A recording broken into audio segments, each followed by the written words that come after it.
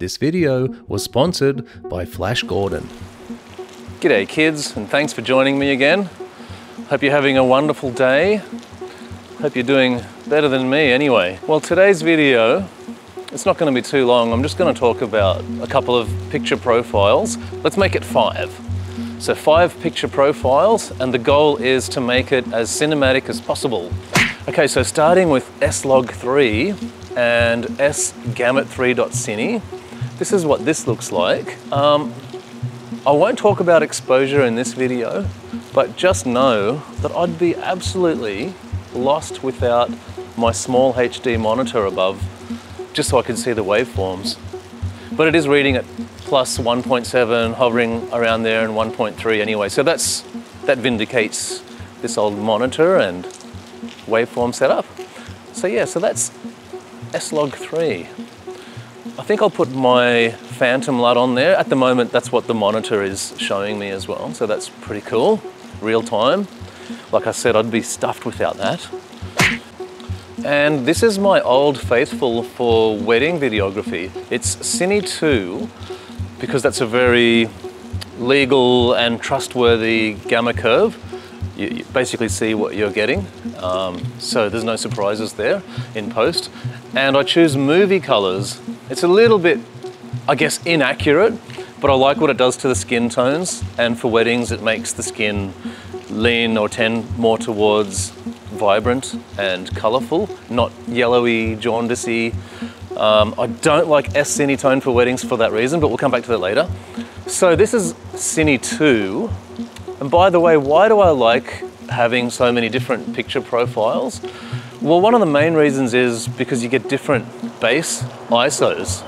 I think the base ISO for this is like 64 or 80. And this comes in really handy if you are doing a quick turnaround job or you don't want to grade it. Then this is a good one for like sunny days because your base ISO is quite low.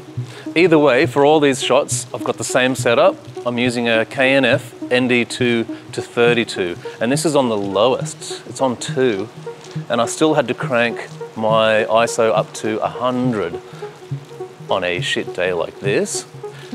I have just discovered my shutter speed is on 1 in 100, so that's naughty. There we go. So we might be able to use the base ISO after all.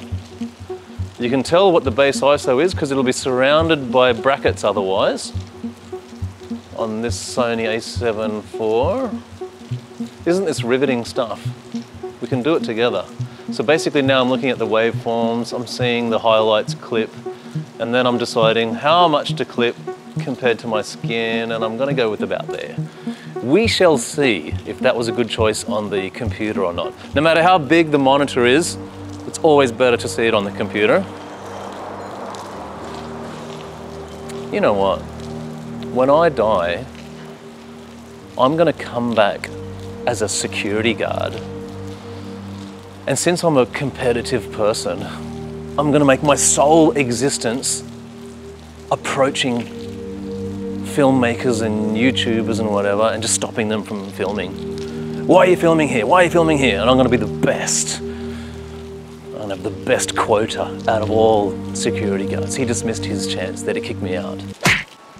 All right, another one of my absolute favorites. I just love the way this looks right out of the camera on the a7 IV, is PP off.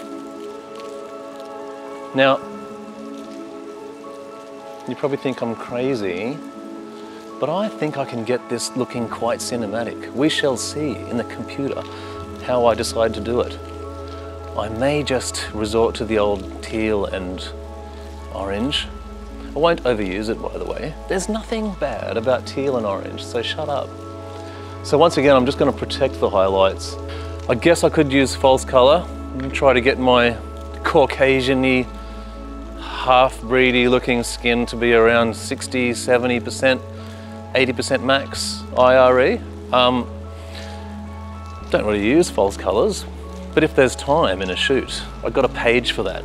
Swipe to false colors. So this is PP off. Everything is at a cloudy white balance. I'm hating this orangey thing there. We shall decide whether to grade that out or not. I'm back on a shutter speed that is film friendly. Okay, so this is PP off. You can customize that actually in the camera. I've got my highlights turned down a little bit and possibly contrast is down. Or you can lift shadows, either way. You can get a little bit of latitude that way. And I think the end product is it'll appear to have more dynamic range. So that's PP off and the colors are standard. Isn't this absolutely riveting?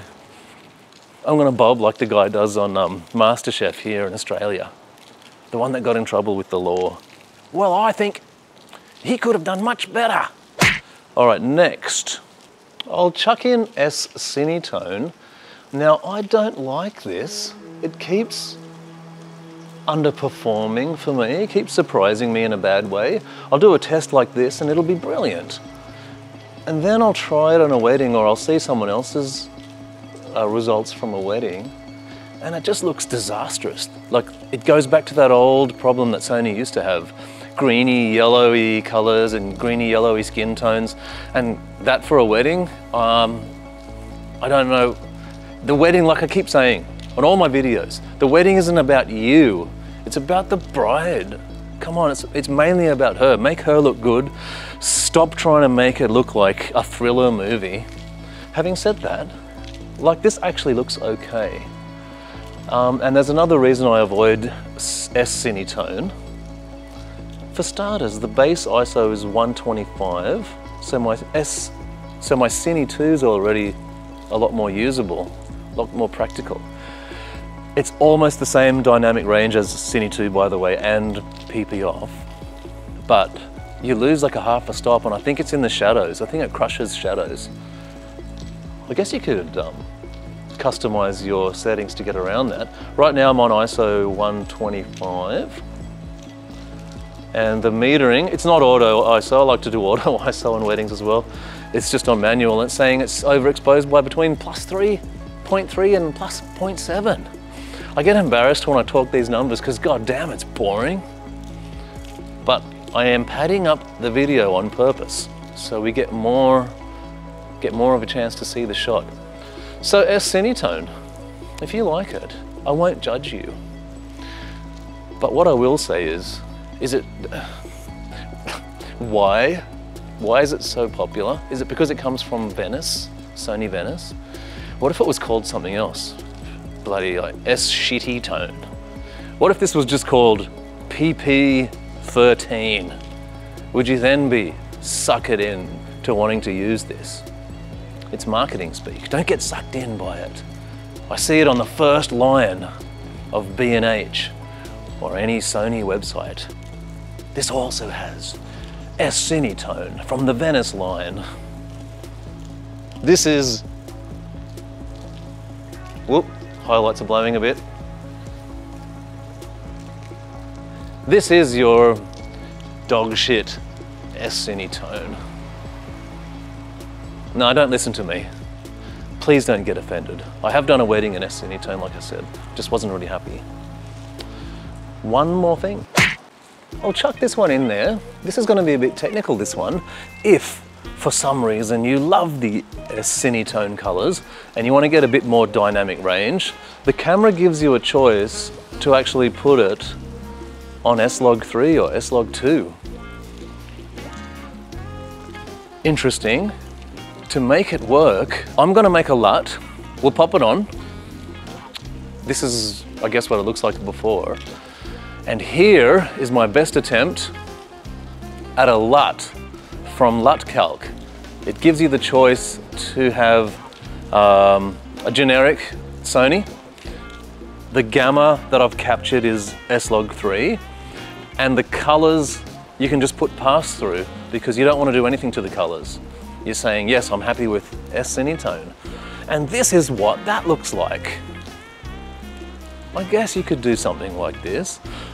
If you wanted to try S-Cinetone, maybe you could try this. It depends how it's going to work out. I've got no idea if this is going to work or not because I actually can't even see how to expose this. I would recommend, if this is good, beautiful, but I would recommend doing it this way. Okay, if you do love the S-Cinetone colors, I would recommend doing it this way then. Pop it on a profile that has something like Cine 2. It's a little bit more manageable. Now this is a tricky dynamic range shot. I have to decide whether to prefer my skin and then just let it clip the highlights at the back a little bit. Maybe I'll like that because that's edit ready. Yeah, so I would recommend this. Then there's not much to do in post, just a bit of contrast. And that is Cine 2 and S-Cinetone. Actually, just back to S-Log3 and S-Cinetone, I did have a Lut. I'm gonna try just the Phantom one because technically the gamma should be the same. Just the colors look a bit funky on the screen. If you can see that, my face is really pinky and red. But that shouldn't be a problem. We'll expose it as best we can using my monitor. Isn't this exciting, guys? I bring you to all the best places. All right, well, thanks for sticking around. If you've hung around this long, we'll bring the video home in S-Log3. Yep, this is a good frame right here. An S-Gamut 3.Cine, exciting stuff, with the Phantom Lut, which I'm enjoying using actually. It's quite easy to grade. I just smack it on and do a little bit of exposure tweaks. It's quite good. The colors are very rich, which is along my same lines of thinking of why I like Cine 2 and movie colors and PP off with standard colors. So these three picture profiles will be my main go-to. I don't think I'll be mucking around with S-Cinetone anytime soon, unless I'm forced to.